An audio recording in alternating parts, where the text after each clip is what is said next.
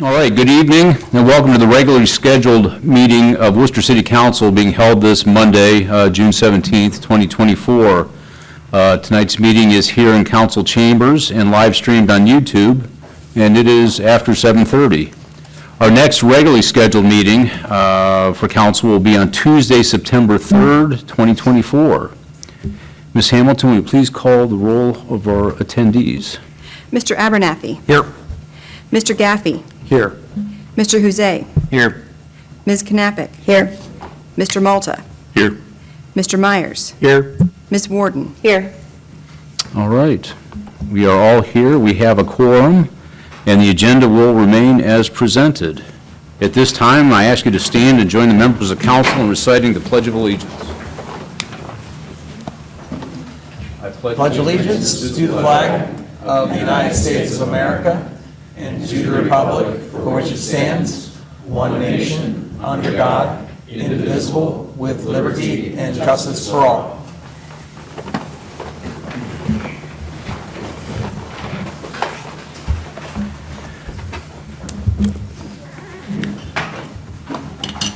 Do I have an approval or a motion to approve the minutes from our last meeting? Motion. Motion by Mr. Abernathy. Is there a second? I'll second. Second by Mr. Gaffey. Is there any comments, questions, or alterations required? If not, all in favor of approval, say aye. Aye. All opposed, same sign. All right. Minutes are approved. Mr. Mayor, good evening. Good evening. Enlighten us. Well, thank you. I know we've got a big agenda tonight and a lot of things going on, so I'll try to do my best to keep this as brief as I can. You can tell, and again, this is all new to me, my first time through this, but it's amazing how when Memorial Day hits, the schedule of events, at least the evening events type of thing, slows down quite a bit. So I have much less to report than has been previous times. We did have the pickleball courts ribbon cutting. I did get to play, I don't know if it'd be fair to say I played a game. I swung at a few pickleballs, a few occasions. At my age, the most important thing is I didn't hurt myself. That's how you judge outings. I also kept my shirt on, which I know everybody in attendance was happy about, so it was a win-win all the way around.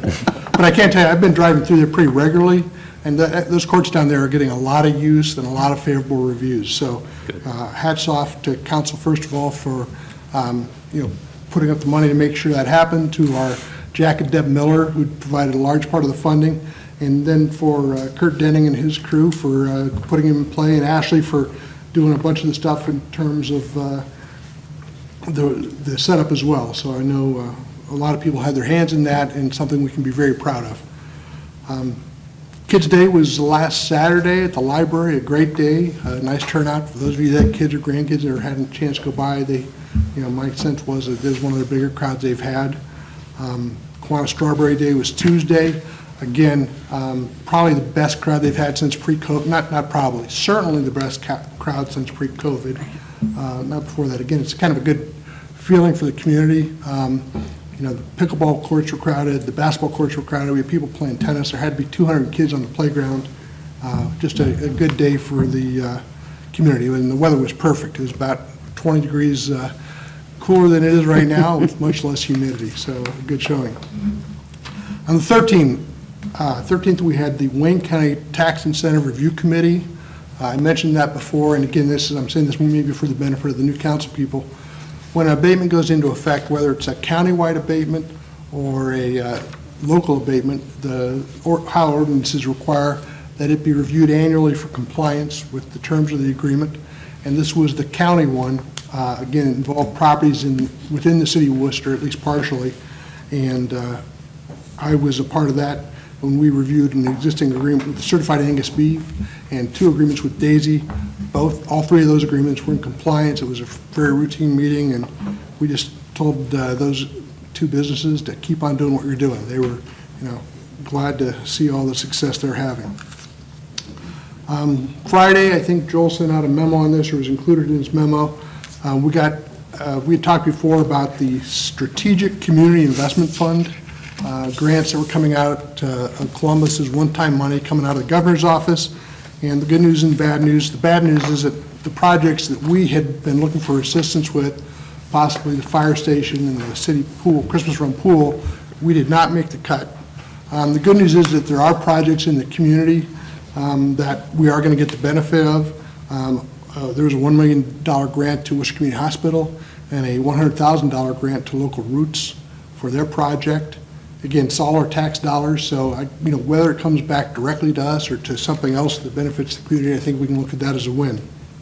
The other thing is, just Saturday, I'm glad I have Ashley here, she can verify this or not, happened to stumble upon a wedding going on the patio at Freelander Chalet.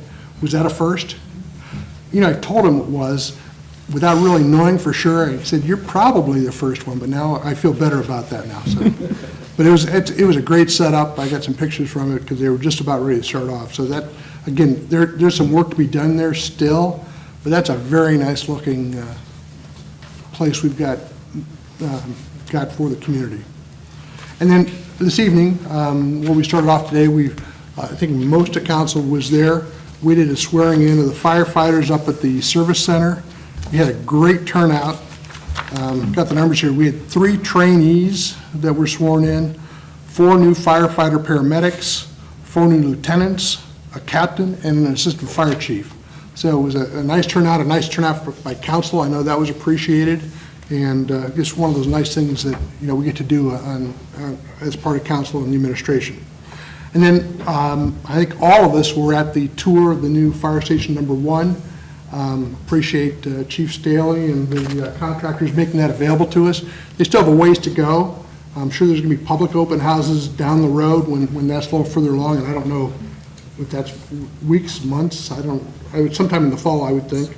But that's going to be a beautiful facility. Again, something that I think we can be proud of, and we know that our firefighters are going to be staying in quarters and living at a place that we can be proud of, which, in all honesty, I'm not sure we could really say that about what they left behind at Fire Station number 1. I think it stays beyond its days by many years, if not decades. So something we can be proud of. Just a handful of upcoming events. June 20th, June 20th, which is Thursday, we're having it's Arbor Day. We're having a tree planting ceremony down at, I think they call it Madison Gateway, which if you follow if you go down South Market, and at the split there, to hang a left, where it tees out into the bypass or into Beaver, just to your right there, you can pull off into there. We had a donor come along and say, that would be really nice. You could fix that up, put some trees in there and make that very attractive. And we said, okay, it's going to cost some money, and they were generous enough to say, okay, I can help with that. So they did. We had to clear it through ODOT. ODOT had some restrictions because it's their property and they're responsible for it, but we're going to have a planning there, and looking forward to that. Next Monday night, Ashley's having the Parks and Rec Commission meeting, and that's the only thunder that she might have, but she's going to accept a donation from the Steve and Chris Matthew Foundation and PRC Satillo for the communications boards for our playgrounds. And you may have seen some articles in the paper about that. So again, another good opportunity for us, and again, appreciate the generosity of our community. July 2nd, if you saw today's paper, there was a press release in there about the new treasurer, the CFO at the Wooster Community Hospital. Some details on him. Mr. Scavelli organized a luncheon for the administration. I've met him. In my position on the Board of Governors, I had a chance to be part of the interview process, and Andres participated as well. But the rest of the administration is going to get a chance to meet him. Again, we'll be looking forward to working closely with him for a very long time. On July 3rd, we are meeting with representatives from the city of Mansfield. They contacted us. I think they have a new mayor. Is that right, Joel? And we were contacted by members of his administration, and they want to come to Wooster, and they want to study what we've done with downtown parking. So I guess we'll tell them what we know. But I think that's want to make council aware of that we're doing at least a few things right. July 4th, obviously we had the big fireworks celebration, and that's pretty much all nailed down. Kurt's on top of that, and if you have any questions, you probably can direct them to him. Gilding does most of that work, so, yeah. Yeah. But it does take a lot of city employees, police department, fire, force. Joel sent out his weekly memo or bi-weekly memo last Friday. Joel, is there anything you want to add, the things I didn't touch on? Just tried to give a heads up. I know Jonathan has sent a couple of things regarding the potential TIF down at the Silver Road area to, for the benefit of the housing development. So that's something to expect come September. I had also attached some information on the transportation systems, both county and city. And again, there's a bunch of information. Phil had a lot to do with that as well. They continue to work with ODOT, the county, Job and Family Services, Community Action. And it looks like we're on a schedule where we'll probably be able to pull down some federal funds to help with that. That will require some legislation probably in September timeframe again, just to accept and be designated as a federal recipient for those as we move forward. So that, just wanted to point that out. And I never ceases to amaze me. You mentioned the wedding, but in the middle of the memo, Ashley always provides the number of events that are at the chalet. I don't know if you looked at that, but 77 already this year and 100 more yet scheduled. No weekends, Friday, Saturday, Sunday, except for 2. And one of them's December 29th. Still get in if you want one on Sunday. And 62 events already scheduled for 2025. So, and we do no advertising, we do no nothing. That's just word of mouth. So that's just been a really neat community asset that we got there. The only other thing I want to point out real quick, I did a little information on the Downtown Arts District, and there was there's a group of Art Main Street, Wayne Center for the Arts, and some other people have all gotten together to try to sort of kick it off as a little project in what is called Beaver Alley. They'll probably be asking to change that to Butterfly Alley at some point. So the alley's staying open, but doing some things, putting some lighting overhead, painting some butterflies. They've already painted a mural on one of the walls of the Spoon Building down there. They're going to be painting some stuff starting tomorrow on the pavement itself. So we're helping with that, with some of the lighting and supplying some paint and sealing the pavement. So just this sort of one of those first little projects to sort of kick off the Arts District. Thank you. And then looking at tonight's agenda, I am going to only talk about 3 items. I'll leave the rest alone. But those 3 items are ones that we've kicked around quite a bit over the last month. There's been a lot of emails flying around with different proposals from the administration. And I wanted to touch on them briefly just to explain, maybe for the public as much as for council members, where we are on those and where we might be going on this. They're all related to the issue 2 and the fallout from that, as far as the voter initiated referendum that allowed non-medical adult use of marijuana in Ohio. And when that was passed in November of last year, we knew we were going to have to address it at some point.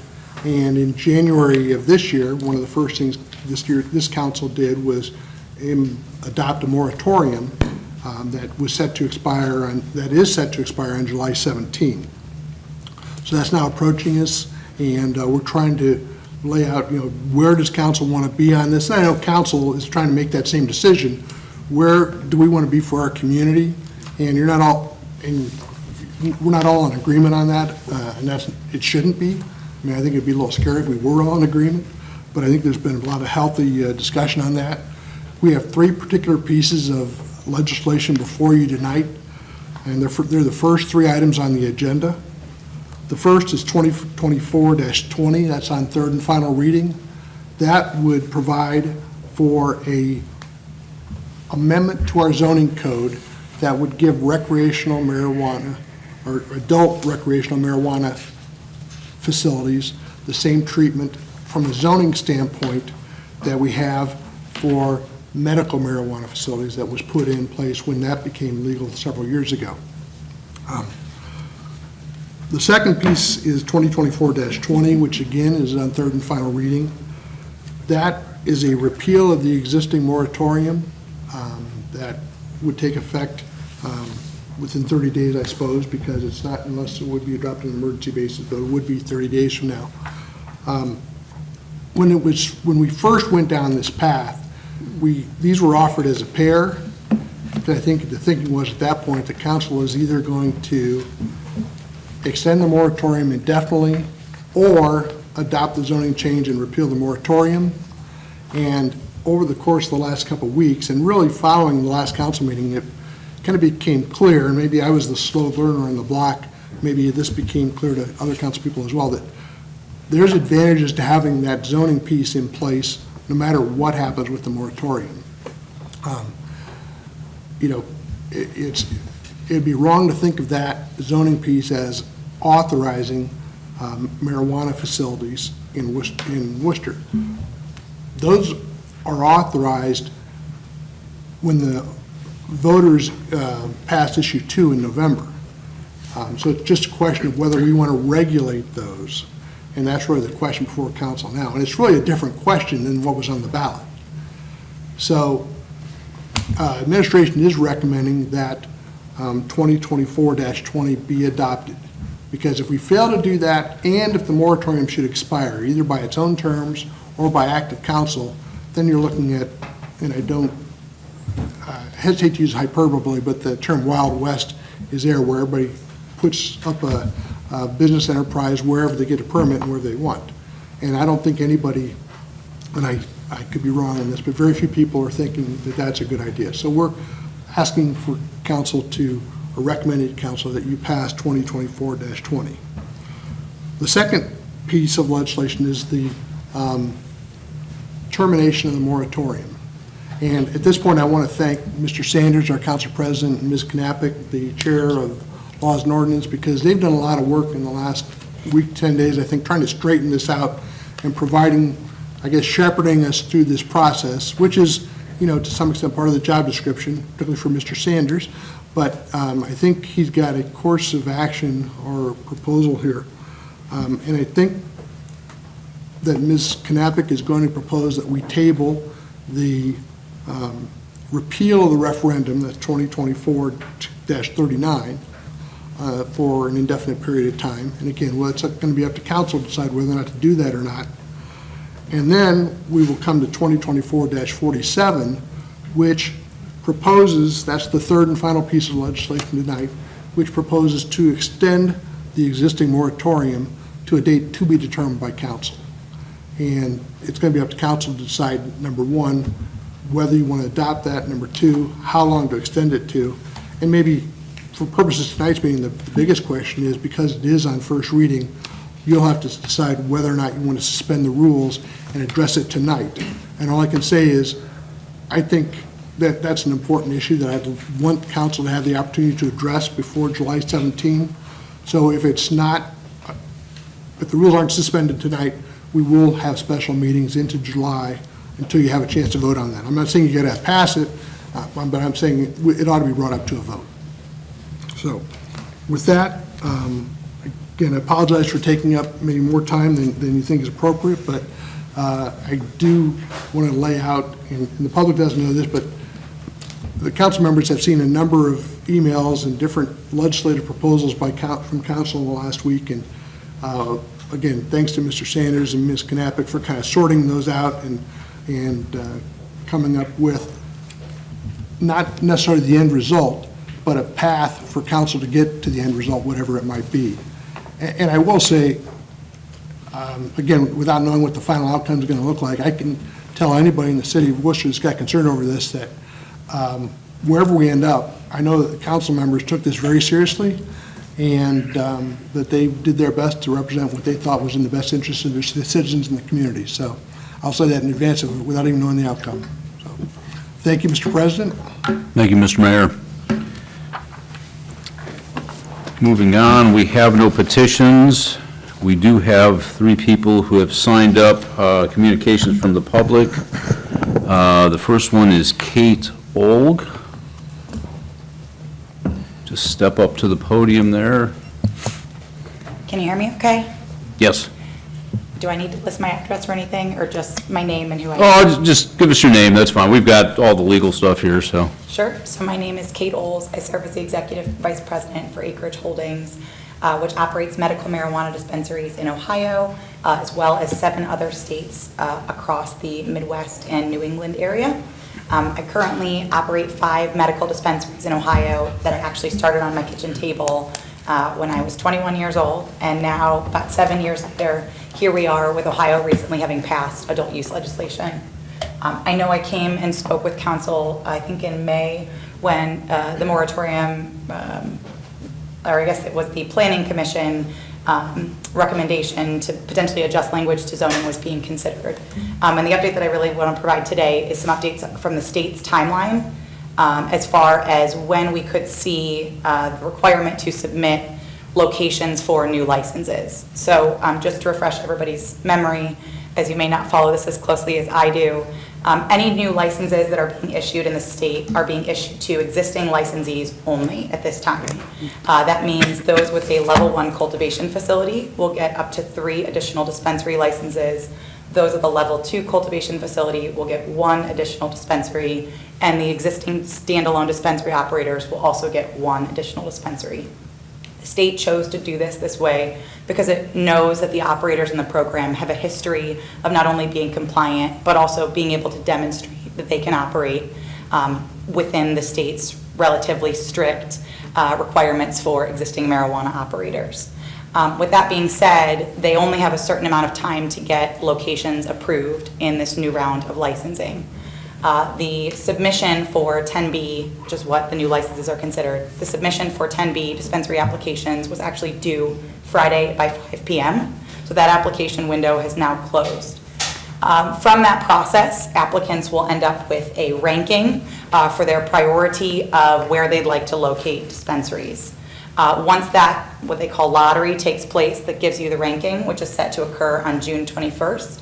There will be the opening of site control submissions on July 1st.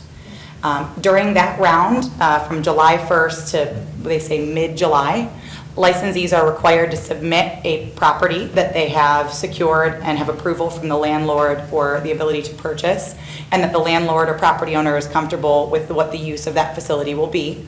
And then after that location is approved, there's a 45-day period where the licensee has to demonstrate that they have, they're in compliance with whatever the local zoning is in the community where they choose to locate. That form is available now. It was published, I think, on Monday, and I'd be happy to send it if it would be helpful. But it is required to be signed off by local zoning, and there's a few boxes that can be checked as to if there's a moratorium in place, if a local license is required to be applied for, and what that needs to look like to make sure that they have approval from the city.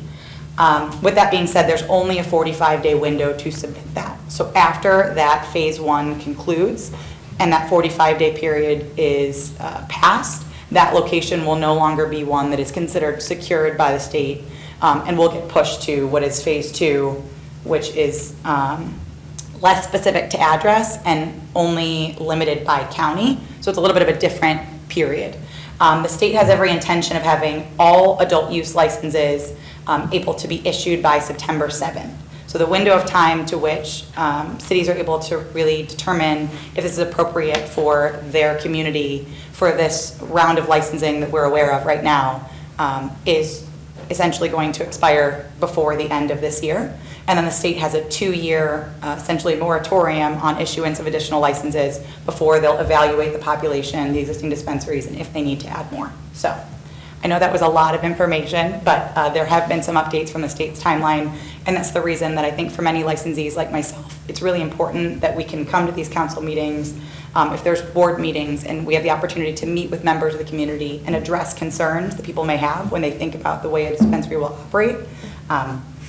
We want to be as proactive as possible about opening that dialogue with both the council people of wards where they would be located, as well as any members of the community. So if you have questions, I'd be happy to answer them, but if there's also questions from the audience, I'd be happy to answer those as well. Thank you. I think we're good. Thank you. Thank you very much. Thank you. Dr. Helmuth. Good evening. My name is Dennis Helmuth. I'm a medical doctor specializing in psychiatry. I'm going to speak in favor of extending the moratorium on recreational cannabis sales. I've spoken to you twice previously, so I promise to keep my comments in summary form. In communities already selling recreational cannabis products, there have been many consequences, not all of them bad. However, I am genuinely concerned about the public health consequences. Comparing before and after legalization of recreational marijuana, the medical literature indicates increases in all of the following: cannabis product potency, emergency room visits and hospitalizations, cannabis dependence, motor vehicle accidents, injuries from falls, severe vomiting, child poisonings, older adult poisonings, unintentional ingestion by children despite the use of child-proof packaging, an increase in the number of calls to poison control centers, and, of particular concern to me, an increase in psychiatric problems, including schizophrenia, especially in young adults. In the event of retail sales of cannabis products, our city would likely experience some of these consequences. I personally do not want to see our community hospital burdened by cannabis-related problems, and I do not want to see more people suffering from cannabis-induced mental problems. Yes, we did vote for recreational marijuana in Ohio, but the wise communities will wait and see the impact on other small cities before jumping on board. Thank you. Thank you. Tiffany Schad. Hello, I'm Tiffany. I work for a dispensary. I do compliance, regulatory compliance, so I'm also coming with an industry perspective here. I'll piggyback on what was said in the beginning. If you extend the moratorium tonight, realistically, you're not going to see any of the tax revenue or have that opportunity probably for 2 to 3 years again. If you lift it this summer, if you lift it early, as in a month from today, you open up the opportunity to become a site selection for a dispensary, which, as you know, the way it's zoned requires conditional use permit as well, which is a lengthy process in itself. So lifting the moratorium early would allow them to start that process. Also, I would just say that it's legalized. You know, you're not going to, possession's not illegal, having it in town's not illegal. You're not keeping it out of city limits. You're just keeping yourself away from the tax revenue, which Host Community Tax Funds receives 36% of sales taxes. So that would be all I had to say on that. Thank you. Thank you. Next, we have committee reports, which at this point, we have none, and we have no public hearings. So with that, we will move directly into unfinished business, which is third reading of ordinance number 2024-20. And Ms. Hamilton, if you'll please read that for us. Ordinance number 2024-20, an ordinance to approve and adopt the recommendations of the Planning Commission and amend the codified ordinances in accordance with those recommendations. Ms. Knappich, the floor is yours. Yes, thank you very much. I don't think much needs to be said in addition to what we've gone over the last 2 meetings and the mayor indicated tonight. So I would move this to third and final reading. Just motion to adopt? Motion to adopt, yes. Motion to adopt by Ms. Knappich. Is there a second? Second. Second by Mr. Abernathy. Ms. Hamilton, if you please call the roll on the motion to adopt. Oh, we can discuss. Yeah, I did have a quick question. Oh, certainly. on this. Just regarding the recreational marijuana dispensaries, I know we're looking at doing a conditional use for the C3 zones. Just looking at the zoning map, there's a lot of schools in those areas. Does conditional use address proximity towards schools, and do we need to address it? Okay. State law already says they Right. have to be 500 feet away from the school. Okay, Jim, that's all I had. Mr. Scully, do we need to reference those changes in the state law in our ordinances, or are they We do not. implied? Okay. They supersede us. I've got a question, well, more of a point. Passing change the way the zoning amendments are written, just was kind of let public know, because I wasn't here last week, maybe it was covered, but conditional use requires that the applicant go before planning commission and explain what they want to do and get their opinion and approval before then it comes to city council. No, it doesn't come. It doesn't come to city council? No, they I thought just, the same thing. they have a Okay. public, they have a public A hearing. public hearing They have for a that. public hearing at Okay. the planning commission meeting, planning commission then has to vote on it. Okay. Yeah. So it doesn't come back to council? It does for not that? come back to us, no. I But it's still, recommend we add that to the ordinance. but it's still enough of a process. Well, I know, I've been there. Yeah, That we add what to the, yeah. It has to come to council after it goes to planning commission. As part of the zoning. That would require, so that's not how conditional zoning works Yeah. in the code. So that would require probably a much more in-depth amendment that we really haven't worked on at this point. What I would say is, I don't know what everyone's intention is as to the moratorium, but I would say if everyone's intending of voting in favor of the moratorium extension tonight, that we go ahead and we pass this as is for the good of the city tonight. And then if you're planning on voting for the moratorium, that would give us plenty of time to work on a possible amendment that could get that, if that's what you're looking for, to have that come back to council. Because we wouldn't even be dealing with it until the moratorium was up. I have a question just Sure. for processes, because this change in the zoning ordinance had to go before planning commission. Wouldn't any amendment or change to that have to go before planning commission as would, well? yeah. Okay. Yeah. I just want to make sure that, so we couldn't amend it tonight anyhow. No. Okay. I'd like to make one point. This is something that I brought up at the last council meeting, and Mr. Scavelli shared some information with us about the updated state laws.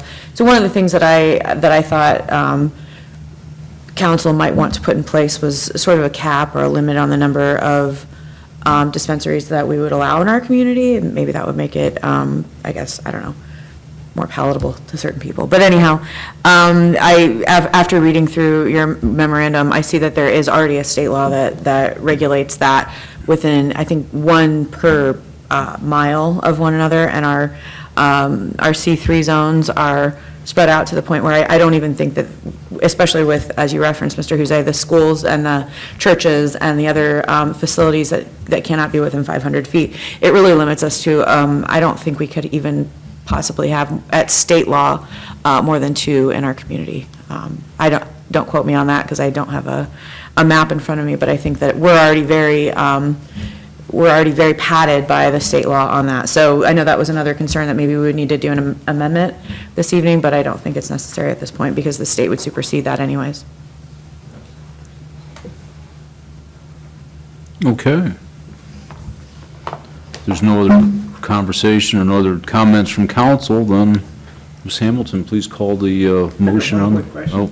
Oh, How do we vote to pass this if we don't know whether we're going to extend the moratorium? Because we could pass this and then not have a moratorium, and then this is the law and it starts in July.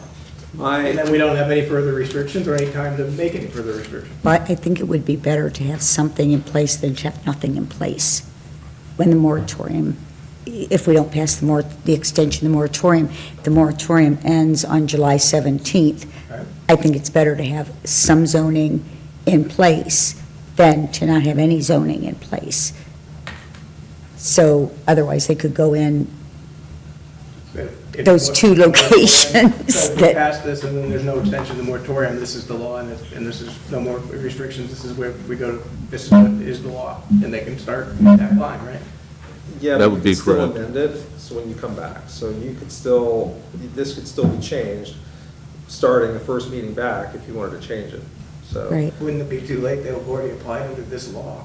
Well, it depends on if there were applications that are based on that law, but I don't think the area of them would have changed.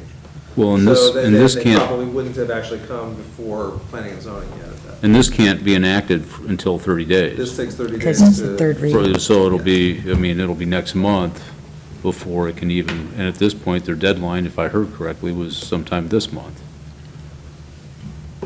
I think, Mr. Myers, if I can interject here, one of the conversations I had, and I don't know if it was with Ms. Knappich or Mr. Sanders, but I think you can think of this as a safety net, and I think there's been some observations like, well, we could make it there may be things we could do to make it better, but right now, we're working without a net. I mean, we have no net in place, there's no zoning in place, and And if that moratorium goes away, we're kind of bare there.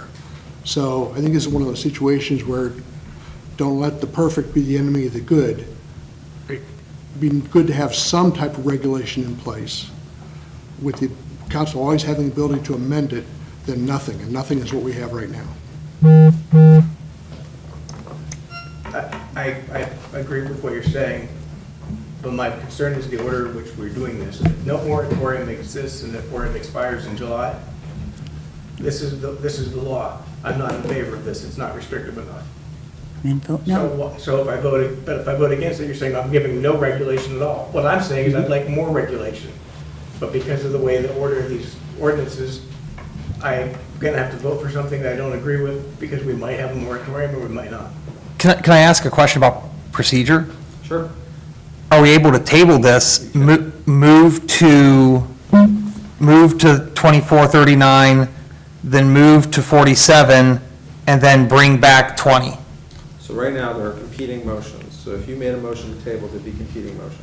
The motion to table would come up first, and if it passed, then it would be tabled, and then you move on to the next two pieces of legislation. I'm assuming, after the third piece of legislation, which is the moratorium extension, you could move to take it off the table. If that passed, you could move to vote on it again at that point. Okay, so would that satisfy you then if That we, would make more sense. if I make the motion to temporarily table this and get down to the moratorium, that would be better for you? That would make more sense to me. Okay, so can I do that, Mr. Scavelli? You may, so you say move to table. I have a question before you do that. Real quick, another procedural question.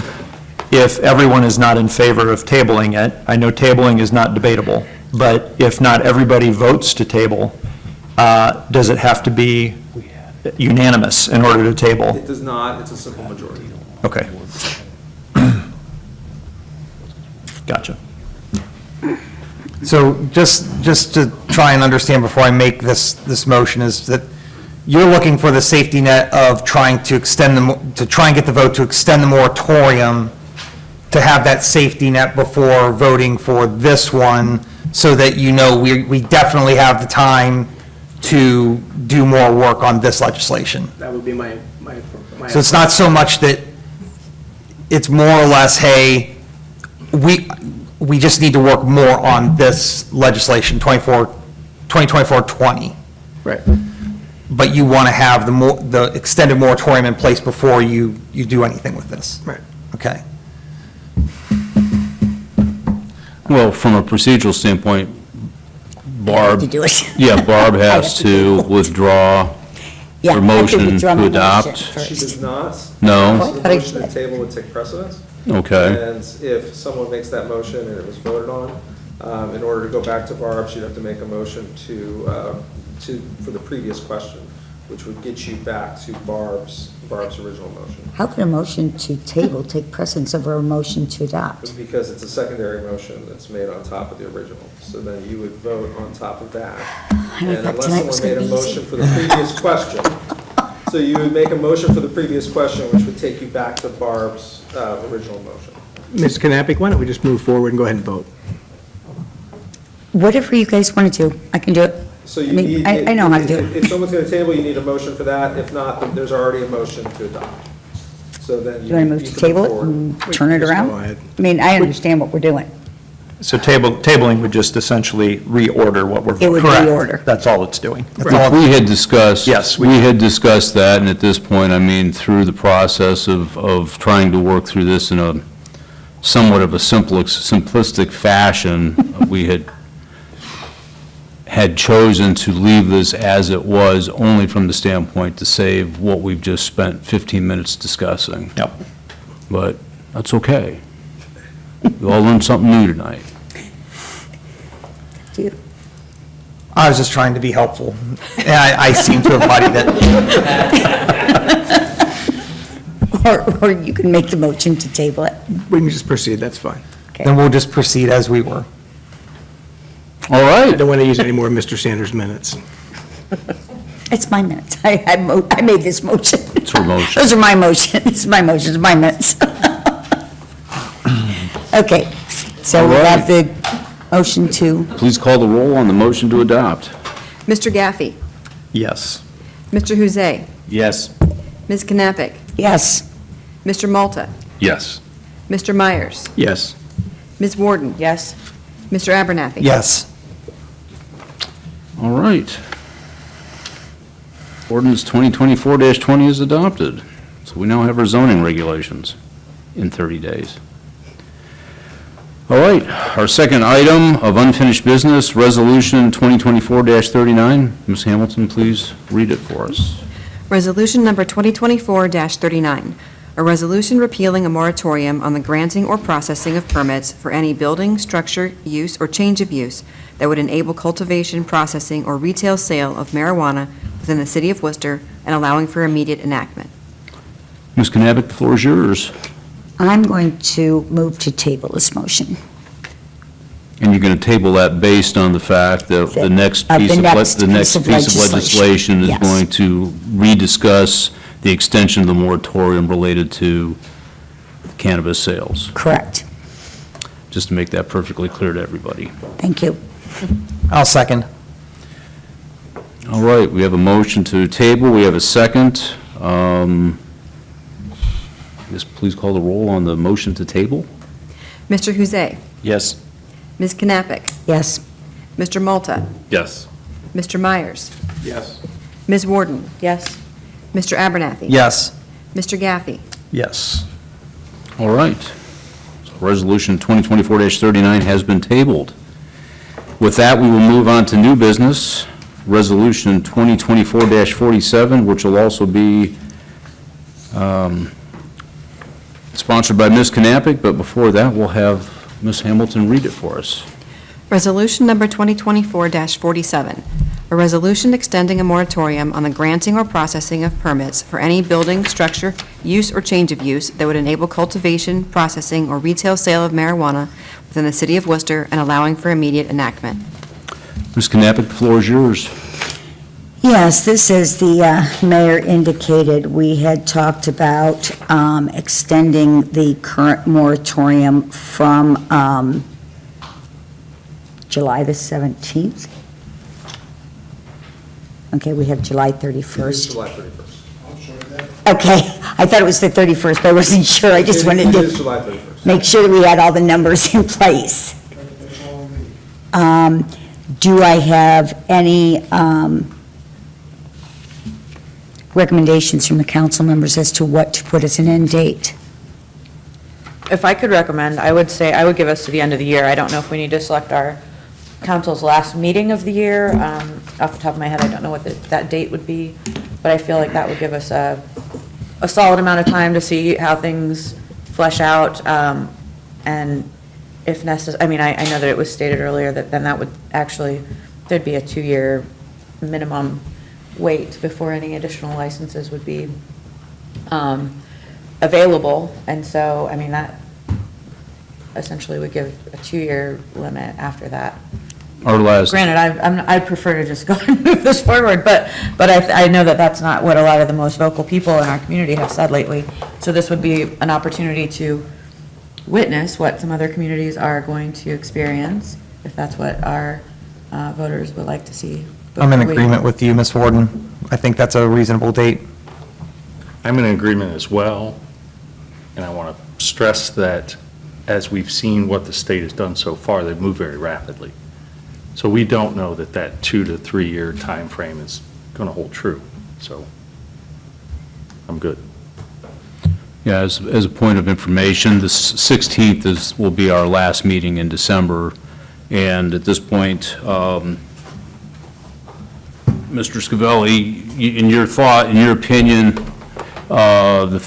we just run it to the 31st is probably not going to be the end of the world. I mean, it's not, I mean, at that point, I mean, okay, our last meeting is the 16th, but at the end of the day, should there be some reason that we have some discussion beyond, because I mean, realizing we're going to be working on budget over those last 3 weeks of the year, so at this point, I mean, if we find ourselves in a position where we have to come back to a special meeting after the 16th, by setting up the date as the 31st, then at that point, it allows us basically, a week and a half to potentially reconvene should there be additional discussion as needed. And I will have it on my calendar to just bring it up to everyone if you do choose the 31st of December. Before that, to bring it up to you, probably 3 meetings before that to see what we want to do at that point. So I will make sure I keep that on there so I can bring it up before that. Yeah, because we have September and October as well. I mean, we're not going to get into budget until the third week in November, so at this point, we've got plenty of time from that point from now till then to have additional discussion as needed, depending on changes at state level, et cetera. So, Ms. Knappich? Mr. Hussein? Mr. Huzza? I would push for an even longer moratorium, something multi-year. I personally don't have an appetite to keep revisiting this every 6 months. Pulling the citizenry back in every 6 months this comes up, I'd rather just push it off for 2 or 4 year period and take it off our table, essentially, until we have more information from the state and how other communities deal with this issue. I think because we haven't discussed multi-year moratoriums before tonight, I would not be in favor of that because we haven't even discussed it or considered it.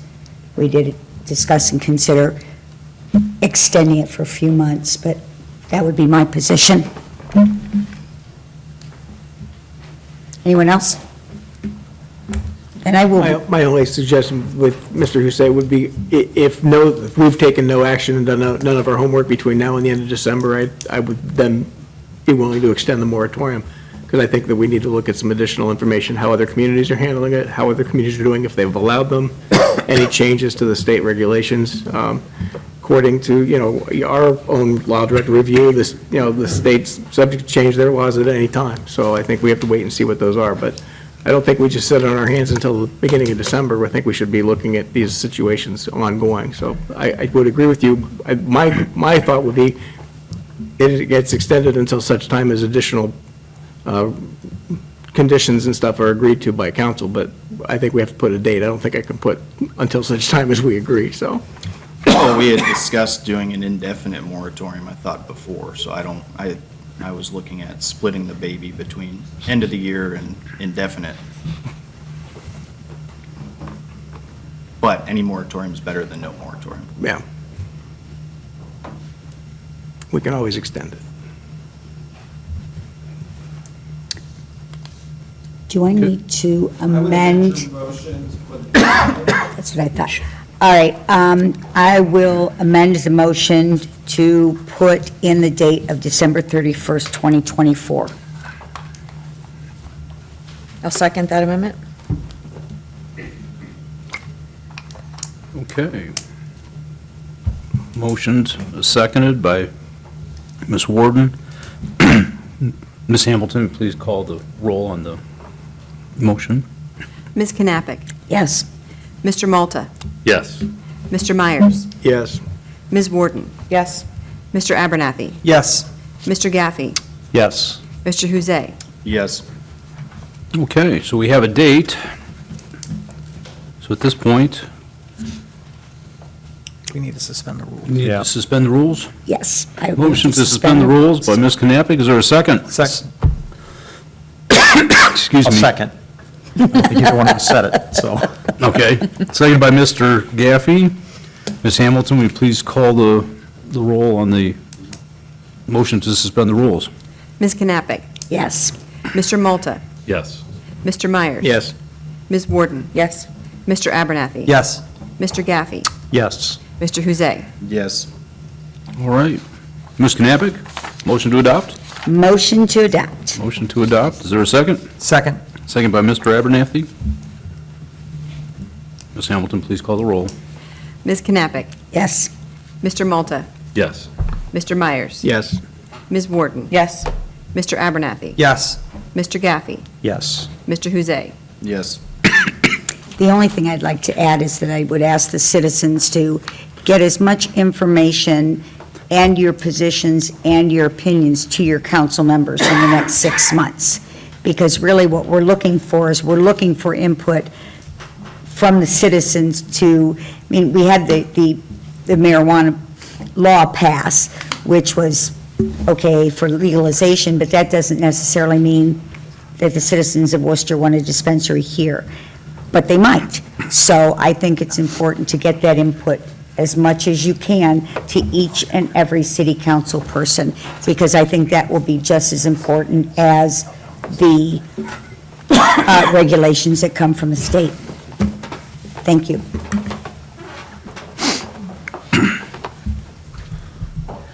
All right. We have worked our way through that. Now it only gets easier. Hooray. Well, we have 4 items on budget cap stuff, so at this point, I'm sure we'll have some animated conversation about that now, too, so it's all right. Tempt me. All right. Yeah, but this is what gets the business done. Oh, I understand. I understand. Ms. Hamilton, if you please read Resolution 2024-49 for us, please. Resolution number 2024-48, a resolution authorizing additional contract funds and allowing for immediate enactment. Ms. Warden, the floor is yours. Thank you. It's a very exciting request to increase the amount of previously approved contract by approximately $300,000, and that's in order to complete work under the 2024 Worcester Streets resurfacing contract with Melway Paving Company.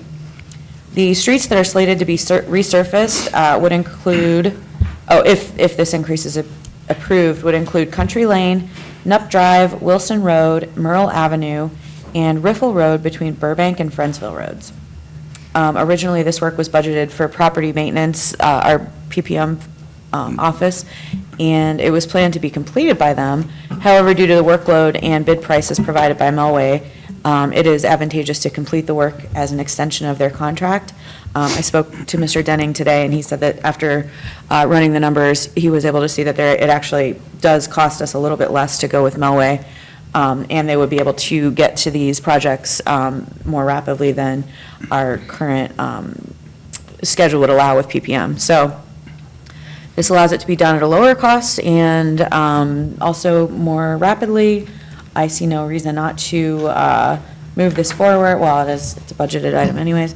The cost estimate was around $725,000, and Melway's bid for the current contract is $559,142.25. Passage of the resolution would increase the contract amount to just under $860,000. So we're getting a lot of work done, and it sounds like we're getting it for better than the going rate, at least in terms of what we can pay our own people. So yeah, I would like to make a motion to approve. Motion to approve by Ms. Warden, second by Ms. Knappich. Ms. Hamilton, please call the roll on the approval. Mr. Malta? Yes. Mr. Myers? Yes. Ms. Warden? Yes. Mr. Abernathy? Yes. Mr. Gaffey? Yes. Mr. Huzay? Yes. Ms. Knappich? Yes. All right, motion is approved. Thank you. Ms. Hamilton, if you please read Resolution 2024-49. Resolution number 2024-49, a resolution authorizing the Director of Finance to expend additional funds with Aqua Pools for professional services related to the maintenance of the City of Worcester swimming facilities and allowing for immediate enactment. Mr. Myers, the floor is yours. I at least get the fun stuff, so. Yes, you do. Yeah. Who said marijuana wasn't fun? Ashley's here this evening to explain, Ms. Hirschberger, if you want to explain what this entails. Thank you, Mr. Myers. So the first one is for Aqua Pools. So this company does quite a few repairs, maintenance for our pools. So far, we've spent about $30,000 with this company. So this and the next piece of legislation is really, hopefully, we don't go over that $50,000, but just in case we do before the summer is over, we don't have to call you guys back. So we could potentially get over that threshold if something breaks. Hopefully it doesn't, but just in case anything does, that's what that company helps us out with. They did the concrete repairs at Freelander Pool, so that's where a lot of that expense came from this year. Thank you. This is kind of more of a safety net. If something were to go wrong at the pools, we don't want to have to reconvene council to approve the additional funds. If all goes well, we won't be utilizing these funds at all. But at least this way, we're able to make sure we keep the pools open for our community, so. Excellent. And Ashley, you'll keep us up to date on whether we use these funds or not? Yeah, absolutely. Terrific, thank you. Yep. Okay. So you have a motion for us, Mr. Myers? Yeah, motion to suspend the rules. Motion. It's budgeted, Motion so there's to no adopt. suspension. Okay, I just was reading where it says that it was required in my. I know, yeah, and apologies. Okay. Well, not for me, but You didn't do it. I didn't do it. All right, motion to approve. Motion to approve by Mr. Myers, is there a second? Second. Second by Mr. Malta. Ms. Hamilton, please call the roll. Mr. Myers? Yes. Ms. Warden? Yes. Mr. Abernathy? Yes.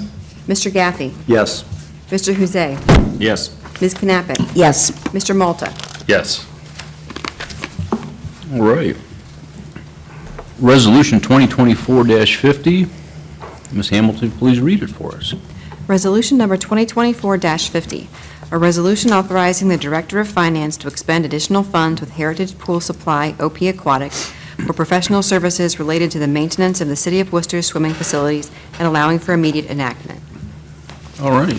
This will also be introduced by Mr. Myers. The floor is yours. I think we just covered this. This is the same situation, just a different vendor that we utilize for ongoing repairs and maintenance of our pools. So, motion to adopt. Second. Motion to adopt, second by Ms. Knappich. Ms. Hamilton, please call the roll. Ms. Warden? Yes. Mr. Abernathy? Yes. Mr. Gaffey? Yes. Mr. Huzay? Yes. Ms. Knappich? Yes. Mr. Malta? Yes. Mr. Myers? Yes. And Ashley, you'll keep us posted on this one too, right? Thank you. All right. Resolution is adopted. Next item, Resolution 2024-51. Ms. Hamilton, please read it for us. Resolution number 2024-51, a resolution authorizing the Director of Finance to expend additional funds with MD Solutions, Inc. for supplies and materials related to the maintenance of traffic control devices and allowing for immediate enactment. Ms. Warden, the floor is yours. Thank you. This is a request that will authorize the purchase of traffic control materials from MD Solutions to maintain our traffic control devices. These materials include traffic sign blanks, brackets, strapping, posts, traffic paint, both yellow and white, and glass beads. Prices for the supplies are at state contract pricing levels, so really, I don't think you can get them for less than what we're able to get them. The city currently has a $15,000 purchase order in place for, that would cover the sign blanks, posts, brackets, strapping, and hardware. I'm sorry, $5,000 of that would cover that with that purchase order.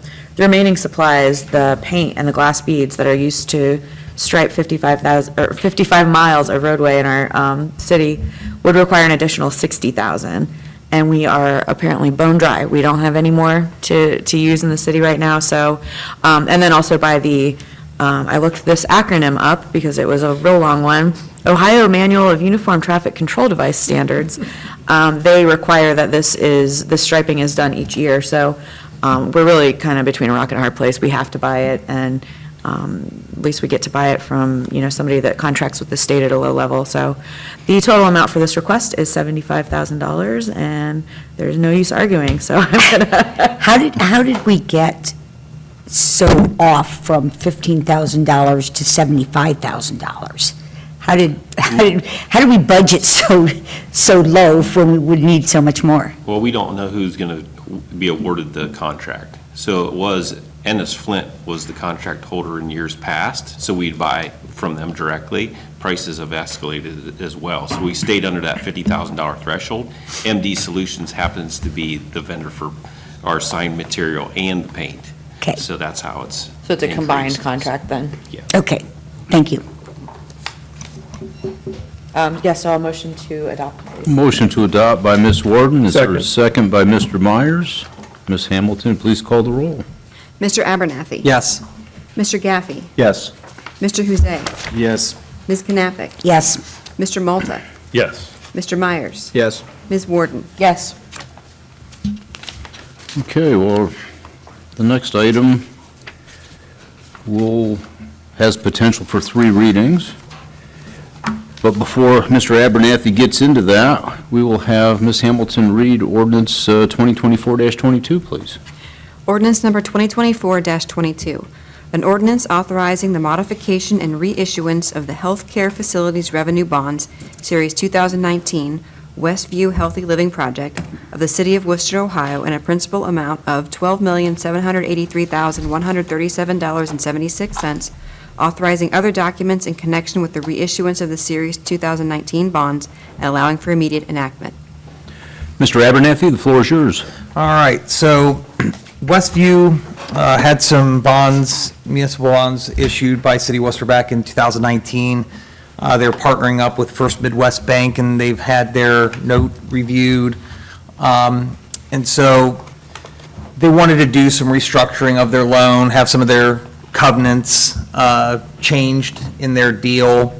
And so in order to do that, they had to make some material changes to their deal.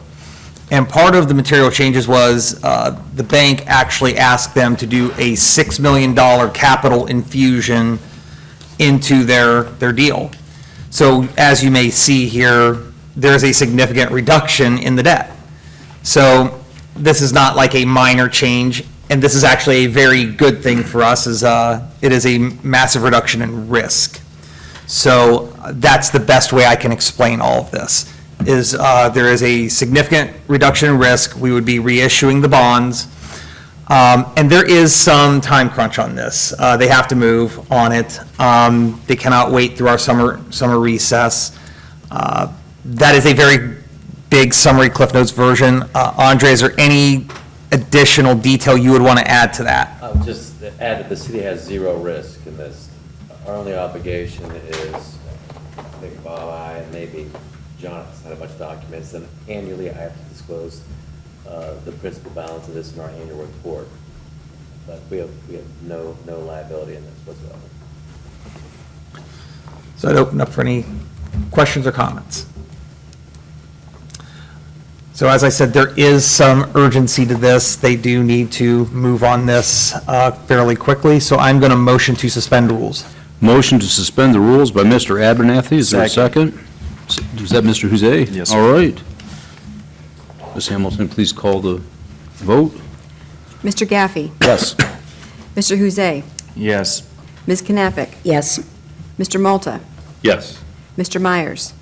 Yes. Ms. Warden. Yes. Mr. Abernathy. Yes. All right. Motion to suspend the rules. Motion to adopt. Motion to adopt by Mr. Abernathy. Is there a second? Second by Mr. Huzay? Yes. All right. Ms. Hamilton, please call the roll on the vote. Mr. Gaffey. Yes. Mr. Huzay. Yes. Ms. Knappich. Yes. Mr. Malta. Yes. Mr. Myers. Yes. Ms. Warden. Yes. Mr. Abernathy. Yes. All right, thank you.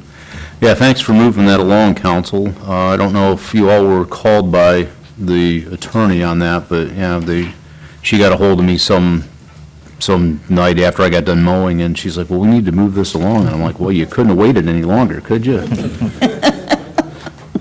Oh, in any event. All right, Resolution 2024-52. Ms. Hamilton, please read that for us. Resolution number 2024-52, a resolution authorizing the Director of Administration to enter into an agreement with Rob Gehring for the purchase of real property, appropriating the necessary funds, and allowing for immediate enactment. Mr. Huzay, the floor is yours. Thank you, Mr. President. This is a rather straightforward request from the city. The current owner, Robert Gehring, I believe is how you say his name, he owns the northern half of what's the lot on Bell Avenue, just north of the JFB Brewery. The city owns the parcel just north of that, which used to have a house on it, I believe, that was torn down or something happened to it. And Mr. Fryman owns the southern part of that parking lot. The goal is just to take all 3 parcels together and in the future update this into a public parking space. And Mr. Fryman, I believe, will donate the land to us as well to help make that happen. Nice. This is not for the parking lot generally. That will be in some sometime in the future. This is just to acquire this kind of middle parcel that was on Mr. Montgomery's memo. Okay. Excellent. We could use more parking. Yes, this will be great to kind of improve the parking situation in that East Liberty corridor, so. Okay. No concerns with this, rather straightforward. So you have a motion to suspend the rules? Does this require a Yes. suspension? Okay, yes, motion is. Motion to suspend the rules. Is there a second? Second by Ms. Knappich. Ms. Hamilton, please call the roll on the suspension of the rules. Mr. Huzay. Yes. Ms. Knappich. Yes. Mr. Malta. Yes. Mr. Myers. Yes. Ms. Warden. Yes. Mr. Abernathy. Yes. Mr. Gaffey. Yes. Okay. Any further discussion or questions related to this? If Motion to not, adopt. motion to adopt by Mr. Huzay. Second. Second by Mr. Abernathy. Ms. Hamilton, please call the roll on the motion to adopt. Mr. Huzay. Yes. Ms. Knappich. Yes. Mr. Malta. Yes. Mr. Myers. Yes. Ms. Warden. Yes. Mr. Abernathy. Yes. Mr. Gaffey. Yes. All right. Thank you very much. All right, our next few items are big dollar items. More of this water and sewer and all the fun stuff that we have to provide as a city. So with that, Ms. Hamilton, if you'll please read Resolution 2024-53 for us. Resolution number 2024-53, a resolution authorizing the Director of Administration to enter into a professional services contract with RETU for construction management and engineering services and allowing for immediate enactment. Mr. Malta, the floor is yours. Okay, so Mike Fritz is here with me tonight to answer any real detailed questions. And he's waited all night for this. And him and I are trying to figure out a way to get us to the front of the pack instead of the back. We do, all of these are budgeted.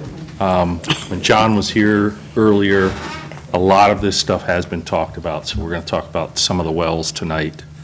We're going to get a new piece of equipment, which is needed, and some UV lighting as well. But this particular one, anybody has any questions, I'd like you to reference Mike, please. Council, any questions? All right. Well, with that, Mr. Malta, do you have a motion for us? I motion to adopt. Motion to adopt. Is there a second? Second by Ms. Knappich. Ms. Hamilton, please call the roll. Ms. Knappich. Yes. Mr. Malta. Yes. Mr. Myers. Yes. Ms. Warden. Yes. Mr. Abernathy. Yes. Mr. Gaffey. Yes. Mr. Huzay. Yes. Okay, thank you very much. Next item will also be introduced by Mr. Malta, Resolution 2024-54. And Ms. Hamilton, if you'll please read it for us. Resolution number 2024-54, a resolution authorizing the Director of Administration to contract with Seifert Technology for technology updates for the Water Resource Recovery Facility and the water treatment plant and allowing for immediate enactment. Mr. Malta, the floor is yours. So SCADA system reports everything back to operation control at the wastewater and water treatment plants.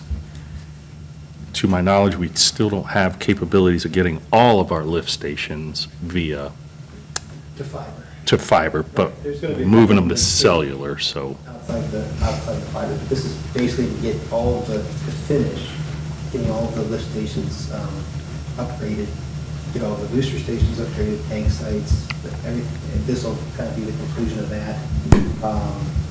They are also the contractor on the Long Road booster station, which is being rebuilt. So there were it's a situation where we just kept expanding the amount of money that we were going to them with. So this is to, because they're going over $50,000 for the year. But it's multiple projects over both divisions, so. Are there any questions? Nope. I would move, I'd like to motion to adopt. Motion to adopt by Mr. Malta. Is there a second? Second. Second by Mr. Huzay. Ms. Hamilton, please call the roll on the motion to adopt. Mr. Malta? Yes. Mr. Myers? Yes. Ms. Warden? Yes. Mr. Abernathy? Yes. Mr. Gaffey? Yes. Mr. Huzay? Yes. Ms. Knappich? Yes. All right, very good. Ms. Hamilton, please read Resolution 2024-55, please. Resolution number 2024-55, a resolution authorizing the Director of Administration to enter into a contract for the purchase of a mini excavator and allowing for immediate enactment. Mr. Malta, the floor is yours. So this is the piece of equipment I referenced earlier. It's going to maintenance us out of its lifespan, pretty much. It's going to cost too much to continue with this piece, so like a lot of things, it's due for replacement. And I'm assuming this thing's going to get used probably, if not every other day, every third day? Yes. Yes. Well, especially since it, We're going to transition into an excavator from a backhoe, but yes, this thing's going Oh, okay. This thing will hopefully be used every other day. Well, and I'm sure whoever's going to be operating is going to rather operate this than the backhoe. Yes. yeah. Because I've operated one of these, they're pretty slick, so. Yes. Yes. Cool. All right, so, Mr. Malta, I would like to move to adopt. motion to adopt. Second. Second by Mr. Abernathy. Is there any conversation necessary? If not, Ms. Hamilton, please call the roll on the motion to adopt. Mr. Myers? Yes. Ms. Warden? Yes. Mr. Abernathy? Yes. Mr. Gaffey? Yes. Mr. Huzay? Yes. Ms. Knappich? Yes. Mr. Malta? Yes. Okay. Resolution 2024-56. Ms. Hamilton, will you please read it for us? Resolution number 2024-56, a resolution authorizing the Director of Administration to enter into a contract with Egan and Associates, Inc. for professional design and hydrological services related to the design of well S4 and allowing for immediate enactment. Mr. Malta, the floor is yours. So earlier this year, we did discuss these wells. Yeah, just wanted to highlight everybody, if they had any questions, please ask. But S1 is, I believe, from the early 70s, 74? 71? Yes. Okay. So 53 years old, and we're lucky that it's probably still operating for the most part. A little overdue on this, but yeah, it's our drinking water. So if there aren't any questions. And most of this is driven by the change in the EPA regulations. Yes. Yeah, Yes, we're going to take S1 out of service. right. Once So and for so all. at this point, all we're doing is, A, we're making sure we've got adequate water system, but yet B, because of the EPA regs, we got to make the adjustment. Yes.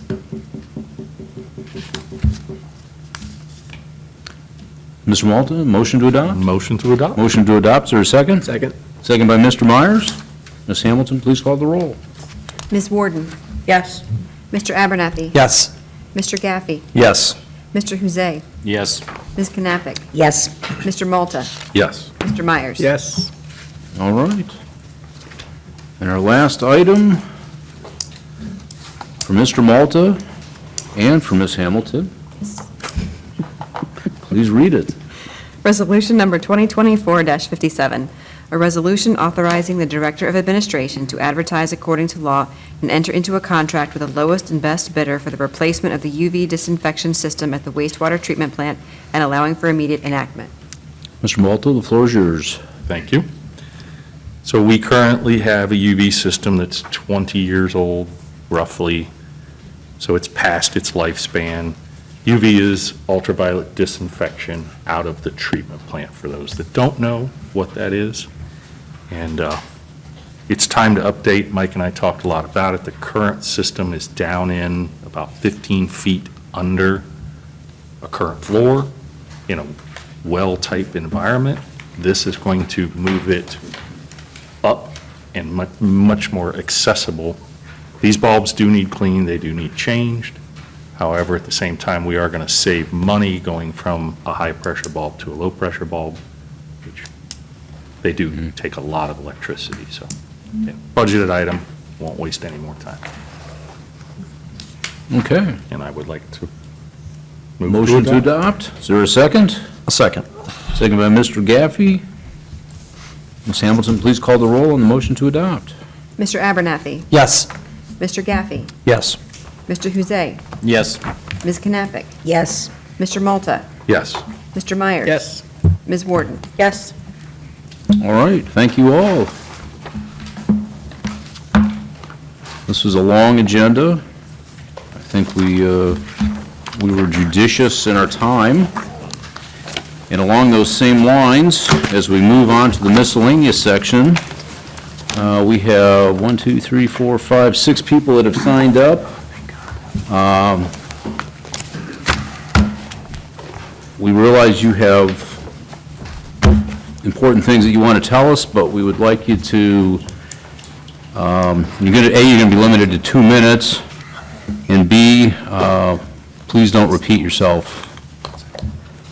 Because at this point, like I say, we understand it's important to you, and it's important to us to hear that, but we don't need to hear it 16 times, or in this case, 6. So, in any event, we'll start off with Miriam Goknauer.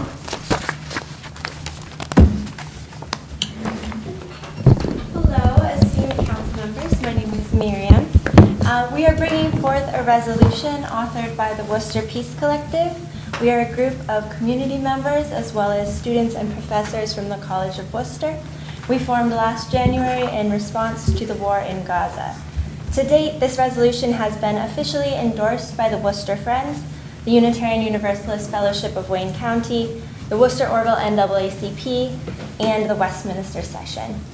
These faith and civic organizations are asking the council to pass the ceasefire resolution. Similar resolutions calling for an end to the Israel-Gaza war have been passed by Ohio cities such as Athens, Cincinnati, Dayton, Akron, and Toledo.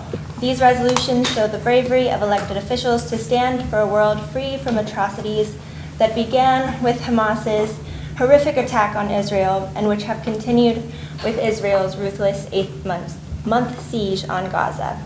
If this war is allowed to continue, tens of thousands more are at active risk of dying from famine. If we do not act immediately, these deaths will be added to the nearly 40,000 who have died on both sides. This is the equivalent of the population of our beloved city being erased from existence. The Wooster Peace Collective believes that such actions, even by small communities such as Wooster, matter. We hope that the members of the council can open their hearts and stand with justice to end this war. And now some of my fellows will be reading the resolution to you. Thank you. Thank you. Thank you. Elena Sokol.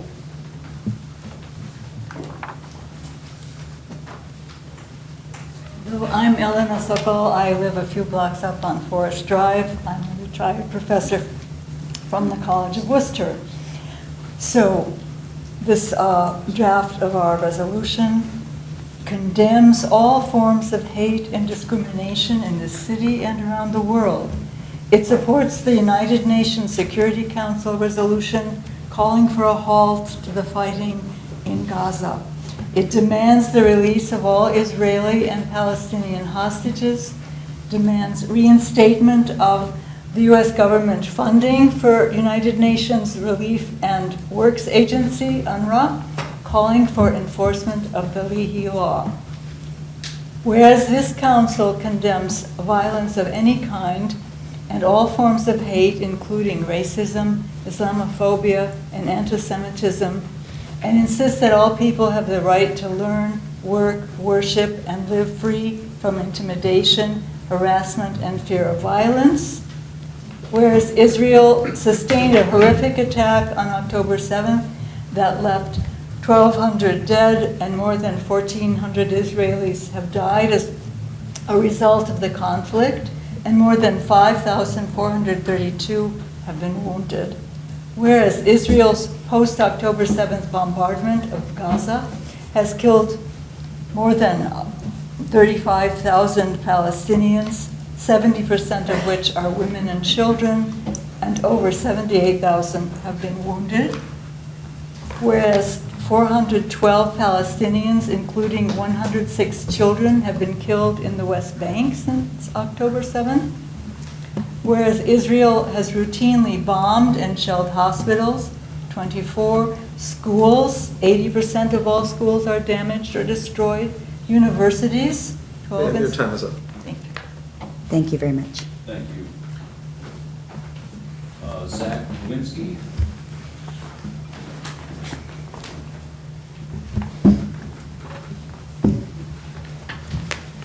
Good evening. I'm Zach Ruinski.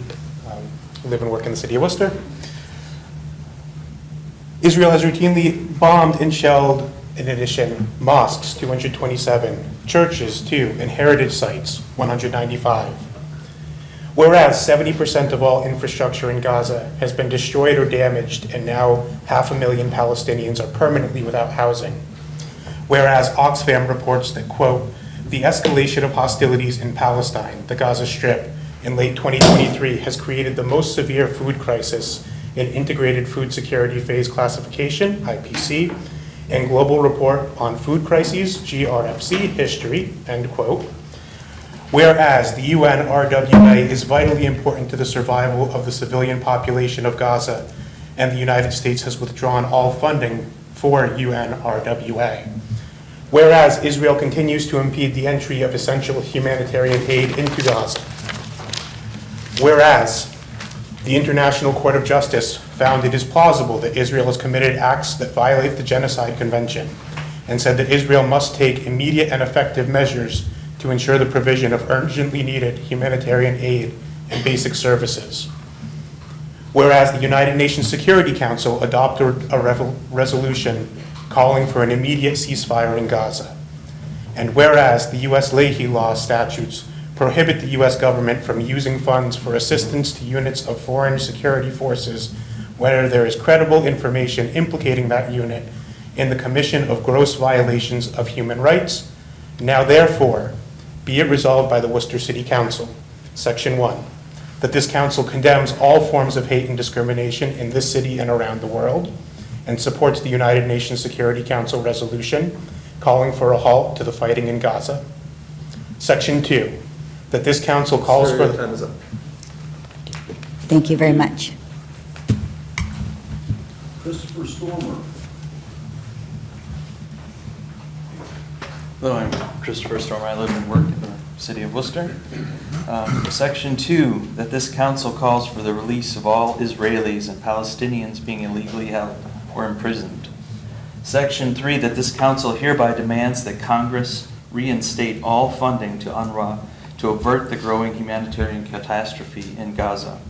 Section 4, that this council hereby demands that the President of the United States, Joseph Biden, enforce the Leahy law by ceasing to provide funding for weapons and other military defense uses to Israel until it complies with the UN Security Council resolution calling for a ceasefire, and with the ICJ's, International Criminal Court of Justice, order that Israel ensure the provision of urgently needed humanitarian aid and basic services, and until a thorough investigation into the claims of plausible genocide can be made by the appropriate international authorities. That is the end of the resolution. I want to call on all of you with my remaining time to open your hearts, to think about the number of people that have died in Gaza. Everyone in Worcester and some of the surrounding community would have died. That's the same amount of people that have died. So open your hearts and consider this resolution, please. Thank you. Ruth Sewell.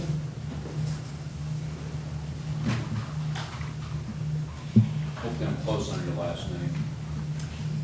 That was very good. It is Sewell. I'm Ruth Sewell, and I live on Burbank Road in Worcester. And I believe that just as Trump doesn't represent the views of all Republicans, Hamas doesn't represent the views of all Palestinians. Zionists don't represent the views of all Israelis, nor of all American Jews. The extremists have made an uncontrolled situation for all. I speak for the people who have no say in the extreme politics. I particularly am in sympathy with Jewish Americans who know that they have no voice in this war, but bear the brunt of undeserved bigotry. Peace in this conflict will take as much work as does the war. Blessed are the peacemakers. These are the peacemakers. These churches have made formal resolutions for a ceasefire as presented on this petition. The American Friends Service, Lutheran World Federation, Christian Church Disciples of Christ, the Episcopalian Church, the Evangelical Lutheran in America, Franciscan Action Network, Mennonite Central Committee, the National Council of Churches, Presbyterian Church of the United States, Office of Public Witness, Pope Francis, United Church of Christ, the United Methodist General Board of Church and Society. I have with me copies of these resolutions from the Methodist Church, the Presbyterian Church. And if anyone would like to look at them, I'd be glad to give them to you. Thank you. Barbara Lacombe.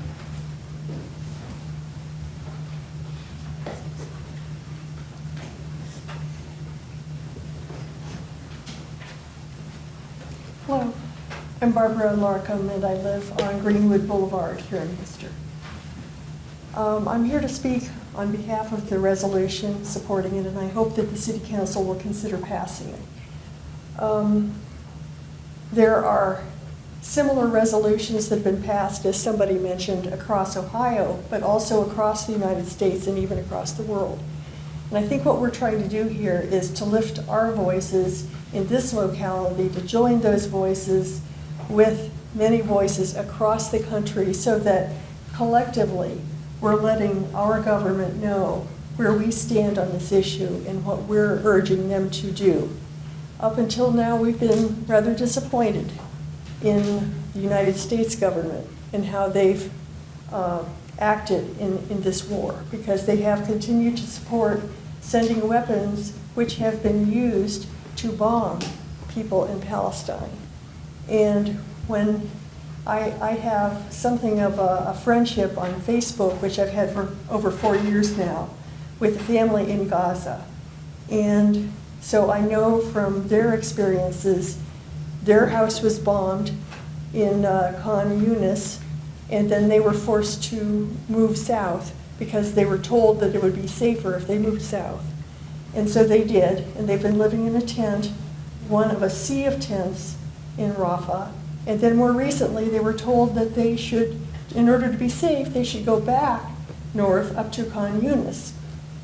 In the meantime, because of the lack of medical facilities, they've had no health treatment, and they've had a number of illnesses. And like the tens of thousands of people in Gaza, they're not getting enough food. So the children are suffering from malnutrition, and so that also lends itself to lack of health care and lack of health. Thank you. Thank you. Thank you to all of you for sharing your thoughts and concerns on this horrific situation.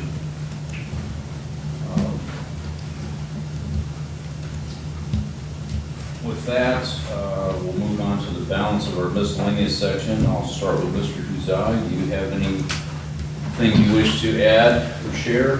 Just want to send out condolences to Andy Guidetti and his family. Passed away last week, and I know worked for the city for, a decade or more. And he was always around, so if you saw Andy and you knew him, he was a good guy.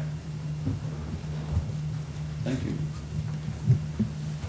Mr. Abernathy. Nothing to add this evening, Mr. President. Mr. Nappick.